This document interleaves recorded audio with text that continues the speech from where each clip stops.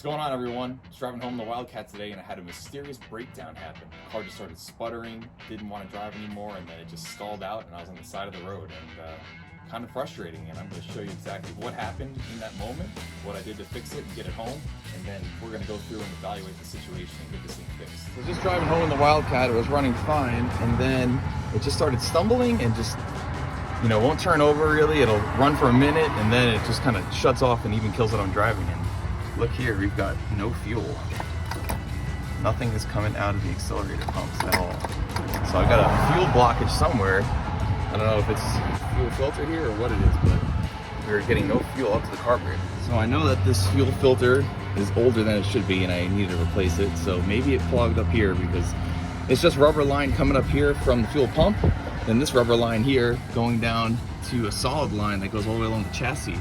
I'm not seeing any leaking, so it's got to be plugged up either here or right in the tank. This line off. Yeah, what do you know? It dry as a bone. There should be fuel up this line going all the way into the carburetor. So that's definitely what I was thinking. We're not getting fuel. Now the question is why. The fuel filter actually had some fuel coming out of it, so it may not have been the filter. Maybe it's my fuel pump. So we might have to get ourselves a new fuel pump here. We can test that by getting in the car and cranking it over, seeing if any fuel spits out of this thing. I just cranked the car, no fuel came out of this, so fuel pump, it's always something. It's always something. Roger's here to save me. We're gonna do a flat tow and pull it back home. Alex came to help me out too, of course, so team effort here. Gotta save the Wildcat.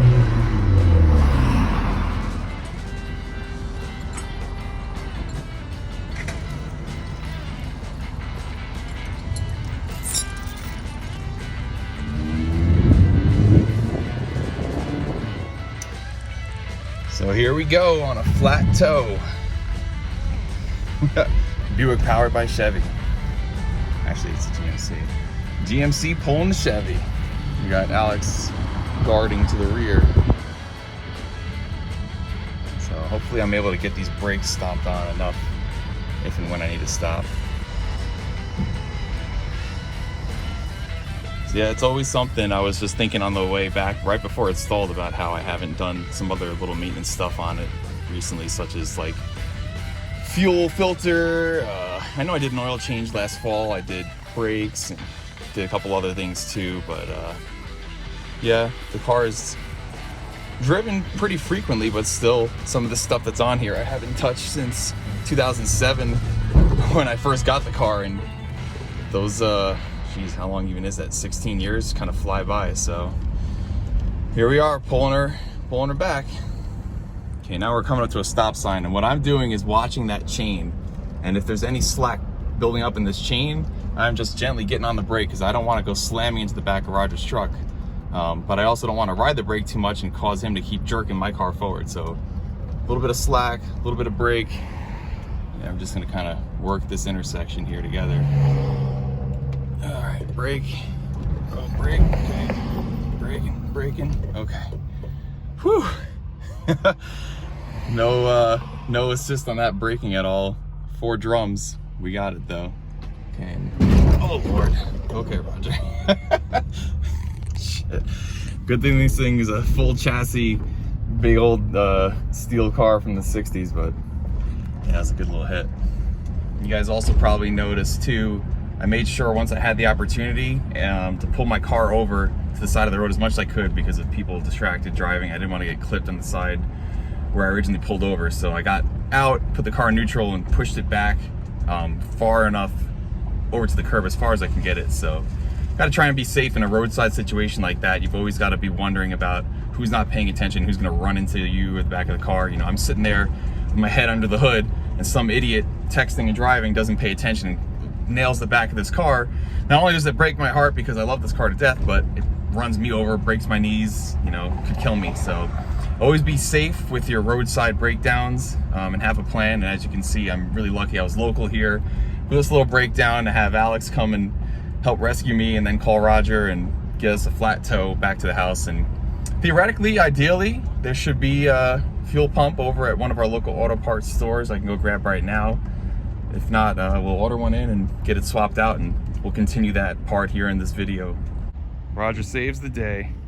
So we're just gonna move Hefty out of the way and put Hefty in front of the Wildcat, put the Wildcat over here, a little closer to the garage, but you just gotta love the beat, the music of Hefty's exhaust note. I got the car over and I just start thinking through logically, all right, what's going on? Make sure you just stay calm. You know, if you've got an old car like one of these, it's something that's really enjoyable to drive around in. It's something that's really fun. But honestly, part of the experience of owning a muscle car and owning a classic car is the occasional breakdown. This stuff happens. You know, these cars were built 50, 60, 70 years ago, depending on, you know, what year your car may be. And, you know, this stuff happens even with replacement parts. A lot of stuff's made in China these days. Quality isn't always the same. You know, just things just break down, they deteriorate. Even though I drive this car pretty regularly, you know, some of these parts sit out here right out in the weather. You know, they get hot, they get cold, things get weather checked. Stuff can go bad. So it's just always important to keep that in mind. Sometimes they're really reliable and sometimes, you know, little gremlins happen here and there. And some cars have more gremlins than others. Luckily for the Wildcat, this thing, since I've owned it since 2007, has had very few issues. And we can knock on some wood here and hope it stays that way. But today we had a little bit of an issue, right? So get back to it. We pull over, pop the hood, and let's figure out what's going on. The first thing that I'm doing when I pop the hood, all right, so let's just go through it. Pop the hood, and what am I looking for? Well, let's look for anything that's out of place, anything that looks wrong. You know, is there anything smoking? Is there anything steaming? You know, did I have an electrical misfire somewhere? You know, did a plug wire burn out on a manifold? Is something melted?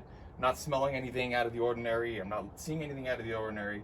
All right, so let's go to step 2. Okay, so we've established that there's nothing visibly out of the ordinary, nothing that you can smell that's really kind of wrong or off. And so now the question is, all right, what went wrong? So did I lose fuel? Did I lose spark? What was it? So we know that the battery's connected good. I checked the coil, you know, I put my hand on it to see if it was really hot. Maybe, you know, something melted. All the plug wires are still attached to all the spark plugs. And that's a real quick cursory view, right? All that looks good. Okay, so next thing I did, pulled off the air cleaner, like so, put her over here, and went to the carburetor, because that's your second thing that you always need in your car, right? Is you need fuel, or first thing really, fuel, spark, and air. So we know it's getting air. We think it's got spark, at least for the moment, but do we have fuel? So then I came here and I hand actuated the accelerator pump on the carburetor, which would cause this. When you're doing this, this is actuating the accelerator pump, which is then going to cause the squirters here to just shoot out some fuel, and you would quickly see that come out and know that you've got fuel at the carburetor. But I did that and there was no fuel. So now I know there's a fuel problem, and that's where we started going down the line and looking, okay, here's our fuel line. Is there a leak? You know, are we losing fuel? Is there anything kinked? No. Went down here. This is a solid fuel line that goes along the chassis. So I went under the car and looked to see if there's any fuel leaking on the ground. I know I didn't hit anything, so there shouldn't be a leak. So, okay, there's a blockage somewhere. Where's this blockage? When I went in the car and tried to crank it over to see if fuel came out. So this rubber line right here is what's coming off of the fuel pump. So we go in the car right now and crank it. The engine's gonna crank over. The camshaft would be hitting on the lever that's on the backside here of the fuel pump, which gets hit every time and mechanically causes a little diaphragm in there to squeeze and pull fuel up into it. So we should see fuel pump out of here, but I'm telling you, it's not going to.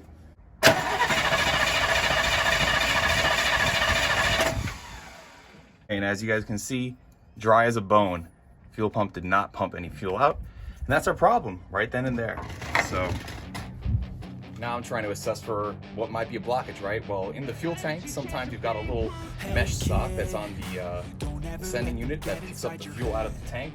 I've never actually changed it on this car, so yeah, it could be that. It could be some, you know, dirt and stuff in the tank, but you know, I've owned this car for 16 years. Like I said, I drive it pretty regularly. The chances that all of a sudden something like that happened, it could be, but probably not as likely, right? So let's come here to the front of the car again. What do we have here that could cause blockage? Two other things. You've got the fuel filter and then a fuel pump. So next thing I did, got a little screwdriver out of my kit bag in the trunk. Always make sure you keep hand tools in your car because stuff like this happens, right? And I undid my fuel filter. This one's been on here for, I think, 3 years. It's a little bit too long. I should have replaced it by now, as you can see. I'm a bad car daddy, okay? As you guys know on the channel, got a lot of cars, a lot of projects. Got a baby on the way, renovating the house, kitchen, 2 bathrooms. I won't bore you guys with all the details. Living a pretty wild life, but it's freaking awesome, and I got a lot of things to really be happy for. But anyway, back to it. So, fuel filter, right? Is there a blockage here? So when I pulled it off, I saw a little bit of fuel come out of the bottom, and then I flipped it over, and I saw fuel come out of the top. So we know fuel probably isn't blocked, and if it's still coming out of both ends, you can easily blow through it. Try not to get the gas too much on your mouth and swallow, but you know, it happens sometimes. So there was no blockage on the fuel filter. And the next logical step I took was thinking, all right, is the fuel pump actually pumping fuel up to the carburetor? So as I just showed you guys in that video clip, went inside the car, cranked it over. Obviously I couldn't stand out here and look at the same time, but I left the hose faced in such a manner that when I cranked the engine, it would cause the fuel pump, if it was working properly, to shoot out a whole bunch of fuel. And if you've ever watched this happen before, you can see it's, you know, you got a 3/8 inch fuel line down there. It's a pretty wide gush of fuel that comes out, and there would be a pretty good, you know, puddle of gas, probably like a 2 or 3 foot puddle if I cranked it up for like 3 or 4 seconds like I did. It was nothing. It was bone dry. So that's where we're at right now. I am 99.9% sure that it's the fuel pump. And as I stated earlier, I've owned this car since 2007. The guy that I bought this car from was the second owner. I'm the third. He rebuilt the engine at some point before I got it from him, which could have been anywhere from 2006 to earlier. So this fuel pump is at least 16 years old. Maybe it's 20 to 25 years old, you know. And it's one of those things that I've owned this car for this long, but honestly, it kind of feels like just yesterday since I bought it. And just kind of remind yourself to stay on top of little things like this, and sometimes things get forgotten. So I've never replaced this fuel pump, and now the car has forced me to do it, and that's kind of what happens sometimes. So the next step after that, we went over to Napa, couldn't find one. There was nothing in the system. And we went over to O'Reilly's, tried to look one up. They couldn't find anything either. So I went to Google real quick and tried to find a part on my own, cross-reference the part number with them. The one that I found, they seemed to be able to find something, so hopefully they got it. My biggest fear that I've always had, and I think a lot of you probably share as well, is there going to be a day when it's going to be hard to go to a local parts store and find the simple stuff that you need for our cars like this, you know, like an alternator, spark plug wires, spark plugs, fuel pump, you know, these kind of expendable-ish items that eventually wear out on our cars that we need to replace at some point. You know, is it going to be hard to get this stuff? And I don't know for sure, seeing that a 401 nail has this kind of a unique engine. It's not the most common thing. It's not a 350 Chevy, you know, it's not the run-of-the-mill kind of engine. So maybe even 10 years ago it wasn't as common to find this at the parts store. I don't know, because I haven't done one of these on this car. So nonetheless, I was able to find a couple options online, so I know if the one that we ordered from O'Reilly's doesn't work, I should be able to find one even from eBay or something. So there'll be something floating out there, but still, I bet you share this fear too, and let me know in the comments if that's true for you as well. If there's going to be a day sooner than later where finding like common, easy to find parts that have always been available at our local parts stores is not going to be, you know, such a thing anymore. And that scares me, because I like to be able to, you know, just run to the store and grab something. And if you're gonna have to order things or search the internet for it, kind of creeps me out. But you know, it's kind of part of the times, what we got to do. So that's where we're at right now, waiting on the fuel pump to get sent in. And in the meantime, we're gonna pull the one that's on the car off, because that's the next best thing that you can do, is actually take the part that's on your car off and bring it with you to the store and compare it, because sometimes part numbers are a little different, manufacturers change it. But if, you know, bolt holes line up, the fork that sticks out of the backside of the fuel pump that actually gets hit by the cam is the same length, same orientation, you know, the bottom parts where your fuel lines connect look the same, it's probably gonna work. So that's what we're gonna do right now. We're gonna pull off this fuel pump, and then we can take it to the store and compare it. While we're doing this, we may as well do things right. This fuel line, you can see, has already got a gouge in it. It's been routed underneath a water pump for a long time since I've owned this car. Never really thought about the way that this thing was set up, but again, this is how I bought the car. Haven't messed with it. You can see how it's burned a little bit of a crease here into this part of the hose, or this heater line coming off of the water pump. So, you know, this should definitely be replaced. This hose is probably, you know, 15, 20 years old anyway. I'm gonna run something new up that way. Then both of the rubber hoses down here at the fuel pump, we'll replace those too, because again, we're in here right now. We may as well do it. Make sure that none of those get weather checked and crack and wind up having a leak a year from now or even a month from now. So we'll replace all those lines and have everything nice and fresh, because again, it's better to do the job right while you're already doing it. So in order to get to where we need to do right now though, we got to pull off this big bracket for the alternator, and then we can expose the fuel pump, which is hiding down there. So let's get the alternator pulled off, and then we can get that fuel pump pulled off. Something else I never noticed until now, and something the average 17-year-old wouldn't notice either, and it's just gone by me all these years. When I actuate the carburetor here, you can actually see the gas pedal inside the car is going to be pulling that arm, and it's going to pull this rod and, you know, get the pump, but get the carburetor going. But look what's going on here. I'm dragging on my plug wires, and if this catches just in the right way and rips off a plug wire or actually hangs it up, I've been driving around like that for 16 years, you know, and just kind of never had the problem with it. But it's little stuff like this. When you're refining things, you may as well make things better all the way around. So I'm going to get some little way here of kind of tying up these plug wires and keep it above all this carburetor linkage. And there we go. Yeah, it doesn't look the best in the world, but honestly, it's safety, and that's what matters right now. And it's not getting hung up. And there we go.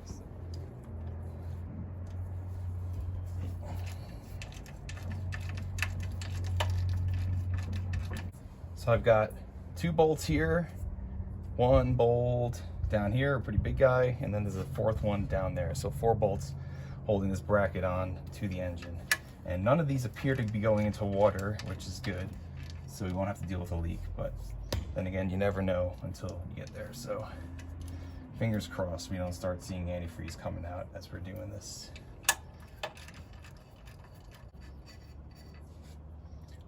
Dry. We're in luck. Of course it would. So now it's leaking antifreeze, so that's really annoying. This guy right here, if you can see it. So it's leaking antifreeze.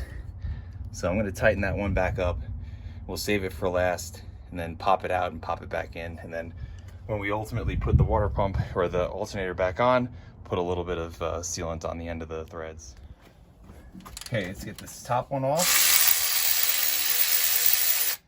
Went and grabbed the electric tools because time is crunching now with that leak.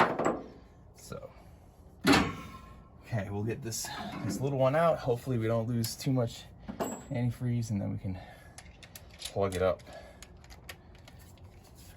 Go no extension, actually. Okay, it's got to be fitting now. Yep.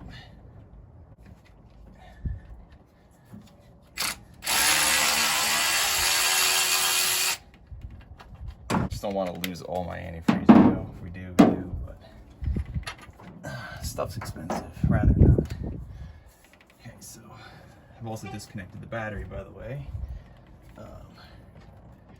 So yeah, let's get this guy out of here.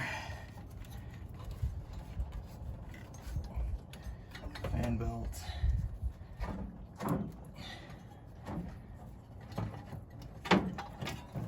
Okay.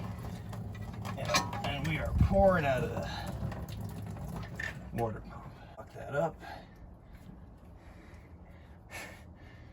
Oh man, it's always something, huh?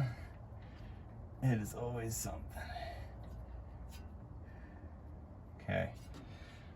Water pump for the moment is plugged. Alrighty. If you guys can see that down there. This is the little guy that was leaking, that had this bolt passes through this part of the bracket, and then when we loosened it, we lost a little bit of coolant, but we're all right. So I'm being lazy, and I'm trying to avoid taking the alternator off the bracket, and that's why I left it like that. And I think we should have the room we need now to get to bolt 1 and bolt 2 here on the fuel pump, and that's literally it, just 2 bolts holding it on. And I was mistaken. I heard some gurgling here in the pipe, and then I pulled the lever here and released pressure in the radiator, and water just came out right here. And duh, Frank, this part of the water pump going into the head is now loose, so we got to put these 2 bolts back in to keep that from leaking. So a little bit of a job.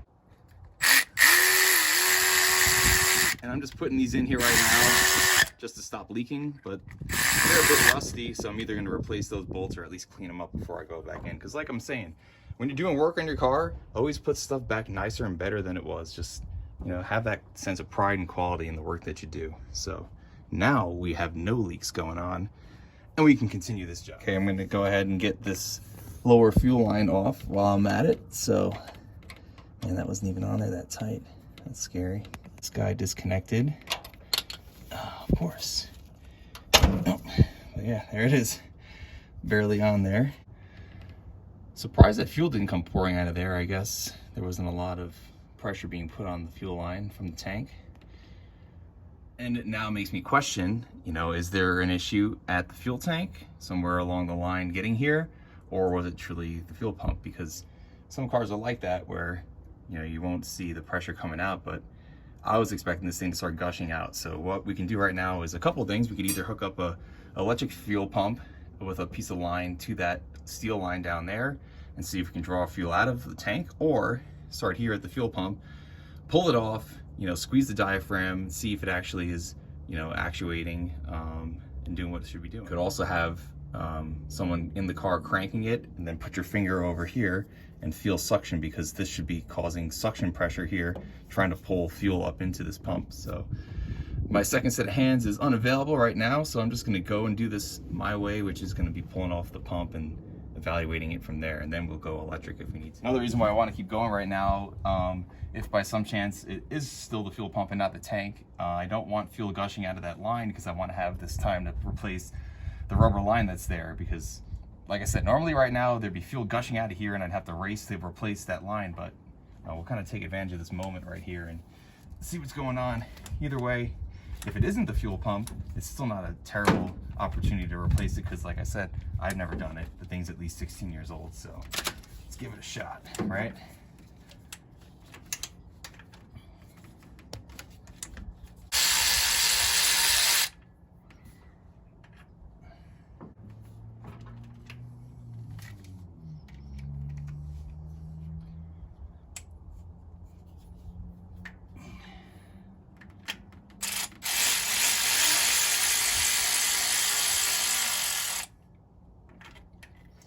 I'm gonna put that bolt back on there just so this way, this one here isn't having an unequal torquing, because the spoon that's on the inside, I called it a fork before, I don't know why, but the spoon, the lever that's in there that's being hit by the cam that makes all this work, is gonna start pushing pressure outward on the body of the fuel pump. And if it's one bolt off and it starts pushing out the one side like this, it's gonna make uneven pressure on the other bolt and make it harder to get out. So that's why I slapped it back in there for the moment, because this one's being a little bit of a bugger to come out.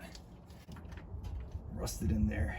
It's a little bit of rust in these threads, so it's making for a fight on the way out. Trick two, if you didn't just see what I did, I spun the fan around, because usually on the 5-blade fans there's kind of a one side where there's a big gap between them, and there's a little bit more room for your hand to fit in there too. It's moving a little better now. It's just pretty stubborn before. You don't want to snap this off in the engine, obviously. The fuel pump would be pretty bad.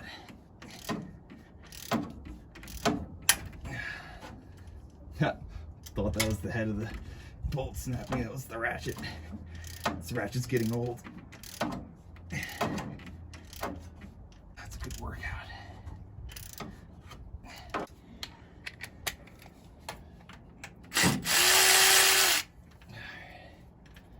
That thing was just rusted, frozen in there pretty good, which tells me this has not been out in a long time. But we already knew that. Duh, Frank. Okay, both bolts are out. Let's get you guys a better angle.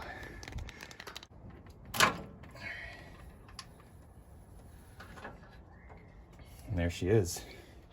This is what I was talking about, the spoon. This part here wears on the cam, and you can see, well, I don't know if you could see.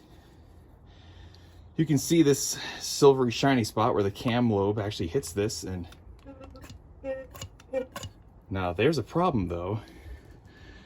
This thing is drawing fuel, so it might not be this fuel pump after all. So what's going on at the tank? Oh, it's frustrating. Oh man, I thought it was gonna be the fuel pump for sure. It's something else downstream. It's either the fuel line or something at the tank. Oh, it's not good. It's not good news. Dropping the tank and having to go through it is not fun. So it's never easy, all right? But you guys can clearly hear and see this fuel pump is functioning. So fuel pump is spraying out fuel, no fuel rushing out of the line. It's not the fuel pump, but you hear that? It's sucking on my finger, which tells you that this is drawing good suction up still. So yeah, this fuel pump is still good. So definitely gonna clean this thing off. Might reuse it if I can't find the one that I need, but if we get a new one, we'll replace it and keep this one as a spare. If I were to reuse this though, definitely make sure that I would spray this all off with brake cleaner. We don't want to introduce any foreign contaminants into the engine, because as you saw, this part goes inside right up against the cam. So any dirt or grit or crap that got on this would then get introduced into the engine's oil. We don't want that at all. So make sure we'll scratch off the old gasket, clean it up, put a new one on it, keep things clean, organized. For now, we'll bend up, or we'll cut some new rubber hoses for those areas, and we're gonna continue investigating where the fuel blockage is. While we've got the fuel pump out too, you can see the timing chain hanging out in there. And so I'm gonna stick my finger in there and feel for slop, because I know this engine was rebuilt shortly before I bought the car, and yeah, no, it's still nice and tight. And if you guys have seen any videos of this car before, you know that this thing runs like a top. This nailhead is still a really great running engine, very reliable, still very responsive, lots of torque, lots of power. So that's definitely a good sign to see. Fuel, the old timing chain is not loosened up. That means this engine truly does not have many miles on it since the last rebuild. And I've put maybe, we're at 80,100 miles in the car right now, and I bought it with 68,000. So that means we're about 13,000 miles in the car since I bought it 16 years ago, which is pretty incredible. So I jacked up the car and went underneath and inspected all the fuel hoses coming in and out of the tank. And as you guys can see, the solid 25-gallon tank, and this thing is probably 20 gallons full right now. And I really don't want to drop this thing if I don't have to. If you did, there's 2 bolts holding these bands, which are kind of covered to here in all the undercoating, but these 2 rubber, metal bands hold the tank on. But again, a full tank is not fun to drop. And then here we've got a ground and the wire coming in for the sending unit, which reads on the fuel gauge, and then our fuel going out, and then a return line, and then in here is the sending unit itself. So I might be able to actually even get the sending unit out from right here without having to pull the tank, which would be pretty awesome. But honestly, it's not the worst thing in the world if you get a second jack set up and you have a little help bringing it down, but we'll see. But before I even go this far, I looked here at all these rubber lines coming off the tank. Yeah, they look a little bit weathered and old, but I don't see any leaks and I don't see any cracks. And then they go here to the metal steel lines along the chassis up to the engine. So not really finding an issue visibly down here. But before we go ahead and just drop this tank, do one final test. Maybe there's something blocking the line that we can get pulled through. I've got this really little cheapo eBay electric fuel pump. You guys have probably seen me use in a couple other videos. And we'll connect this to the battery real quick and try and draw fuel out of the line. And if we get fuel coming, well, then we're gonna have ourselves a little mess in our hands, but that kind of solves the problem. If not, then we really know we got to drop this tank. Okay, so I've got my little rig set up here. You should see fuel coming out of here if, in fact, we can unclog this.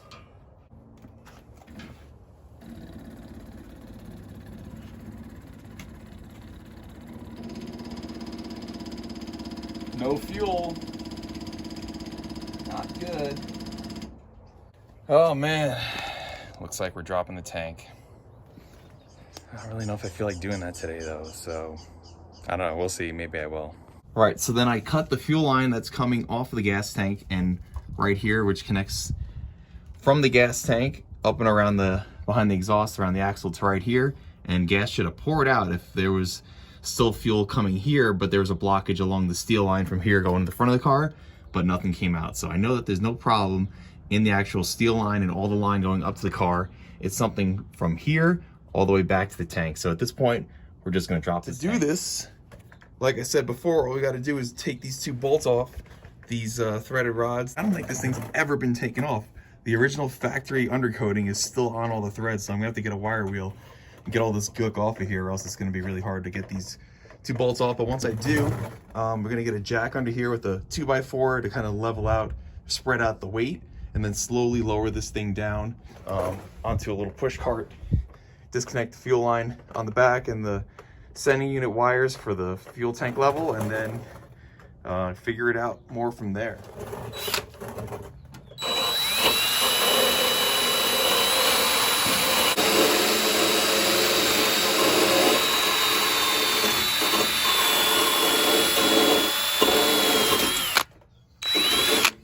All right, got those threads pretty good and clean. Now we can go ahead and remove these bolts and lower the thing down.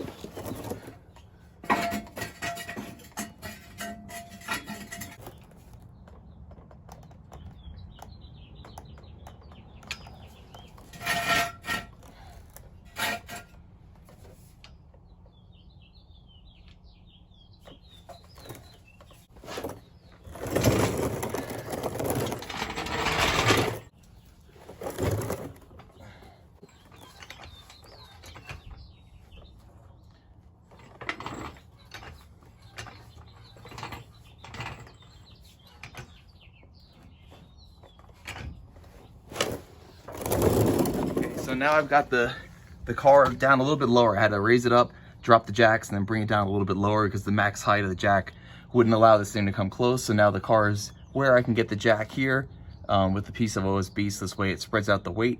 We don't put a big dent in the tank. And then I can undo these bolts and let the tank slowly drop down. So let's get ourselves some long sockets and get these guys out of here. Got ourselves a long socket. This should do it. Cool. As I said, there's a lot of weight in this tank because it is nearly full. So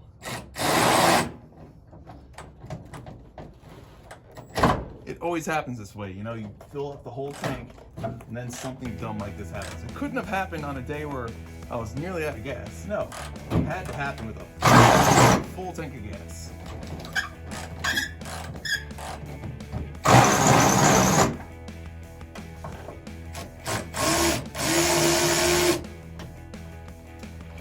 Of course, it's spinning the threads. That's just fabulous.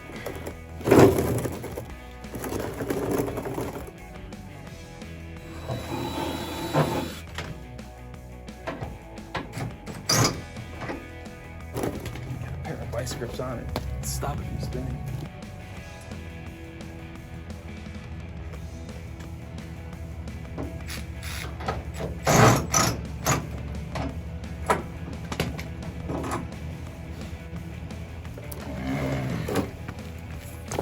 Okay, so this is what's giving me the problem. The nut on here was actually caught a little bit of gunk and it started spinning the whole threaded piece instead of actually loosening up. So stuck a pair of channel locks up here, and this one side is up against the chassis and the other side is here, and I'm kind of clamping with my hand and holding tight to stop the thread from spinning. And then I cleaned it off a little bit more, sprayed some deep creep on there, and it is actually finally coming off. So there we go. Oh, it's actually spinning the thread once again. So we're just gonna have to keep working it back and forth and we'll get it out.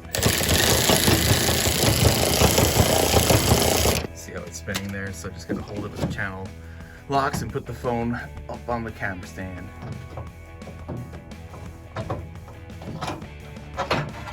Okay.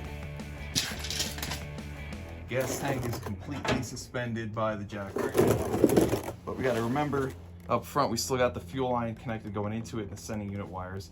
So we don't want to just drop it and rip all that stuff down. Alright. Got the filler neck loosened down. So now I've got to kind of work. The filler neck is running through here to the bottom side of the bumper, and there's a little bit of bracket in here.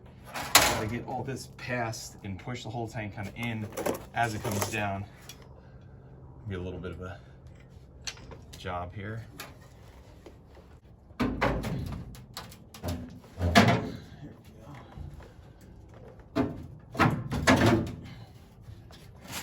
All right, so I got the sending unit wires disconnected, the fuel line's disconnected. So now there's nothing holding the front.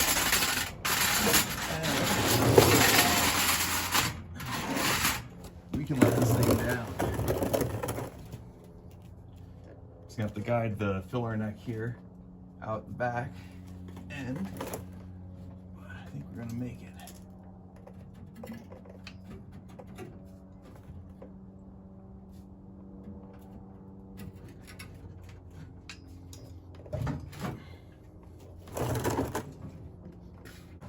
The front side of the tank is hitting up against the back side of the differential, so I can't go forward anymore to get the bottom of the filler neck to clear this bracket. And there's like a little whoop-dee right here, and it's just barely, still not enough.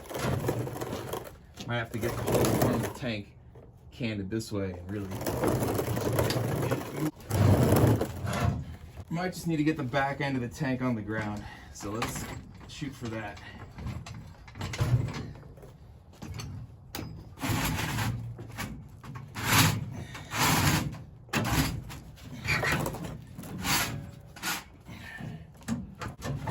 There it is.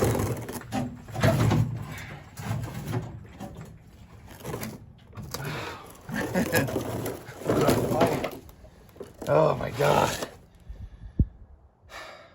This is supposed to be an easy, relaxing Sunday afternoon. Had drill, driving home. Just a nice drive home. But no, we had to do an entire fuel system redo in the driveway. That's just how it goes sometimes. There it is. Fuel tank is out. Oh man. Tank on here. Roll it out. Figure out what's wrong with it.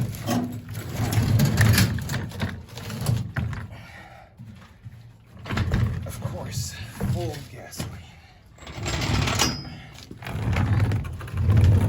The fuel line coming out, the return line. This is the ground for the sending unit. I had to cut the power line on the center unit because this little cuppy guy would not come off. I could not freaking get this thing off. I don't know. Usually it's just like it just kind of slides right over a threaded part and it just kind of locks into place, but should be able to pop it off, but I couldn't get it. So we'll just have to reconnect the wire. Not a huge deal. But yeah, who knows? Maybe these vent hoses were sucking in crap, and maybe there's a bunch of garbage on the bottom of the tank. I don't know, but that's what we're gonna have to find out. We're gonna have to pull out. There's this kind of keyed face here where the sending unit lock ring. Twist that, and then we can pull it out, and we can look inside the tank and see what it looks like. And you can even see the original top here of the tank, just never been out. Might be aluminum, because it didn't really rust that much. Pretty interesting. And there's the original underside of the car, where you can see the factory didn't overspray because the tank was installed first. Isn't that something? Pretty cool. So the reason why I couldn't get the sending wire off is because it wasn't actually pull out. The thing freaking threaded on here. Who would have known? So like I said, I'll just splice a connection here and reconnect it to the body of the car with the part of the wire remaining on there. So, all right, interesting. Well, let's get the sending unit out. Or break it. That's not good.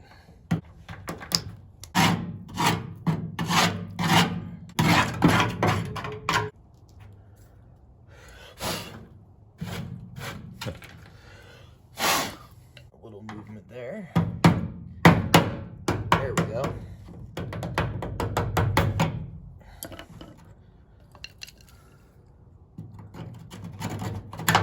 Sweet. Okay, lock ring is removed. Now we should be able to remove the sending unit.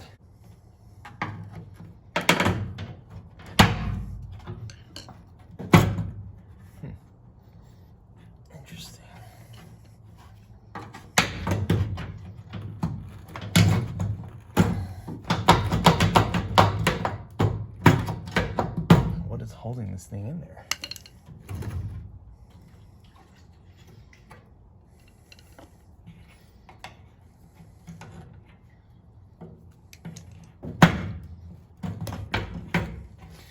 It's like there's tension pulling against me to get this thing out. What is going on here? Never experienced this before. Usually they just pull right out. Oh, shit. All right.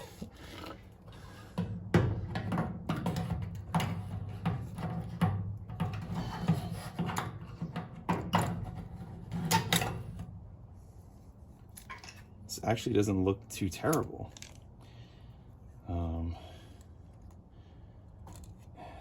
Interesting, it had a gasket behind there. The sock isn't really all that dirty looking. Huh. I don't know what on earth happened. It's actually relatively clean, all things considered. There's a little bit of sediment and crap on the bottom of the tank, but it's really in pretty good shape. It's amazing how clean all that metal is, being 60 something years old. Yeah.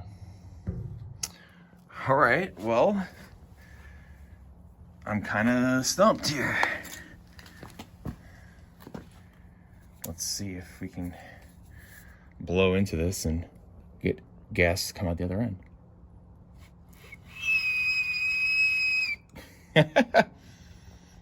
All right, well, it's kind of working. Did I do all this for nothing? What am I missing here? Why was fuel not coming up to the front of the car? I don't know. I don't know. I don't know.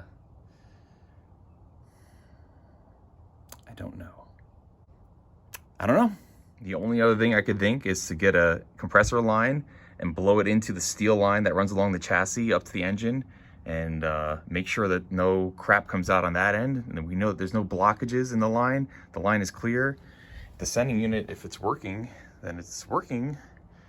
So was the fuel pump just not working? Maybe it worked well enough to kind of suck on my hand like we were demonstrating, but not enough to work to get fuel to the carburetor? I don't know. We're gonna do it. We're gonna blow air through the line and see if it's clear, because I gotta know now. On this end here is the front side of the line that's going all the way through the chassis over by the tank. So let's blow some air and see if we hear air hissing out the backside. I can hear the air. It is definitely passing through to the other side. So here, we'll do it reverse way. I'll leave this hose right here, and you guys can watch me. Come on, stay right there. Watch me blast air through this way.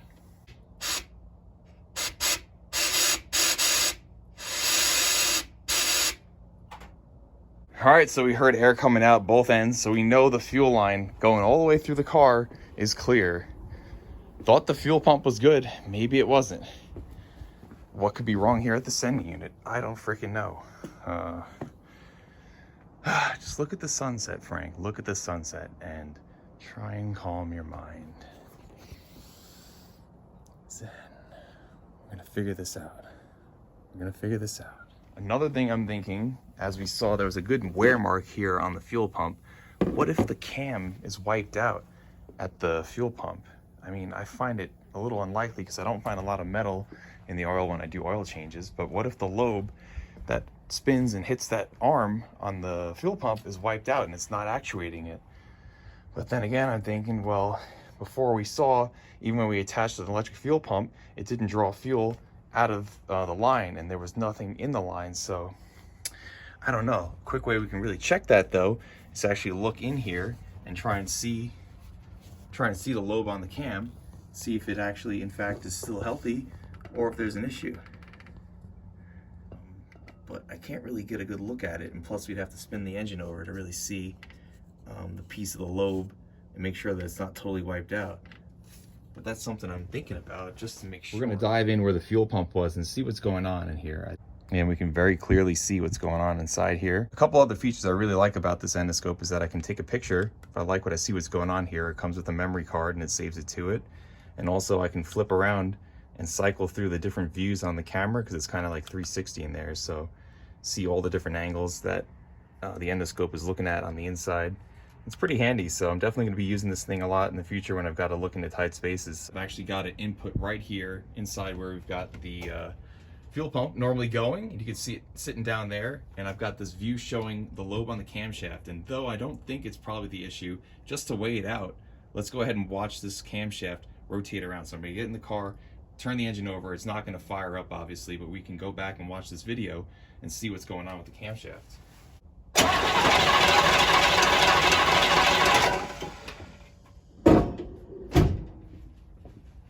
So after reviewing the video on the camera, you can definitely watch that camshaft rolling around. You can see that lobe spinning, so it's not wiped out. So that's not the problem, but definitely without this VEVOR endoscope, I wouldn't have been able to know that. So pretty awesome tool. Thank you guys for sending it to me. Definitely going to use this thing a whole lot more out here in the garage. I actually just realized what I'm looking at, and this wall that you're seeing straight ahead of you is like a center line baffle here in the gas tank. That thing's about right here. So that probably helps a lot with slosh back and forth and keeping the fuel level stable as it's driving. It's pretty cool, pretty nifty. But yeah, this tank is really clean. The gas is definitely not a problem. We're gonna go ahead and get a new sending unit anyway. Even though this one I liked a lot. It's unfortunate that the sock came apart on it. It's got this really nifty little stopper guy that holds it from touching the bottom, but I was able to find one on eBay, so we're going to replace it because it's a little crusty up top. I mean, a sending unit essentially for the car to run and drive, this float here is what's going to send your signal for your fuel tank level on your gauges, but that doesn't really affect, you know, if this stopped working, for example, it doesn't stop the fuel from flowing. Fuel flows through this tube, gets sucked up in the pickup, and goes all the way up through here, out the tank, and then gets drawn into the engine through the fuel lines from the fuel pump. And we blew the line clear. We could clearly see that there's nothing blocking this line. There's nothing blocking the line on the car. Thought this thing was pumping, but maybe the fuel pump is still just, you know, pumping enough on the hand that it feels like it's pumping fuel, but it's really not enough to get fuel up front. But then again, why did we not see fuel coming out when we connected the electric fuel pump? I don't know. The fuel pump that I have really isn't all that strong. Forget exactly how many PSIs this thing does. And also the fuel line that we have on here just kind of loosely fits. Maybe some air was getting in and it was not creating a full good suction and vacuum to get fuel all the way back up the fuel line. It's got to be the fuel pump. Either that or some of those rubber hoses underneath the tank coming off. Something has like a kink or a line collapsed internally. So we're going to replace all the rubber lines and replace both of these, and fingers crossed this should be it. But yeah, this is a heck of a job to get this damn fuel tank out, but we're gonna call this one a night, get new parts in, and take it from there. You can also see that I did a deadlift, lifted this tank up here onto the rolly cart. Good thing I started hitting the gym recently. So just been draining it out here into my fuel tank, and then from that tank into other tanks. And it's pretty much empty now, so it'll be a lot easier to install it back in on the front end. I just had to run this test again because I just racking my brain here, guys. Seriously, this is the inlet side, so you can feel the air is getting drawn in. It sounds really good and strong, and if I cover my finger here, I can't move this thing. And then when I release my finger, it can draw in. I think this fuel pump is working. So, I don't know, man. I don't get it. I don't know what the hell is the issue here. I really don't. But I hope one of these things that I'm doing figures it out along the way. Maybe it's one of the fuel lines. So anyway, calling this one a night. Thank you guys for watching. As always, subscribe to the channel to see more interesting stuff that you could see with our cars. And yeah, stay tuned for more.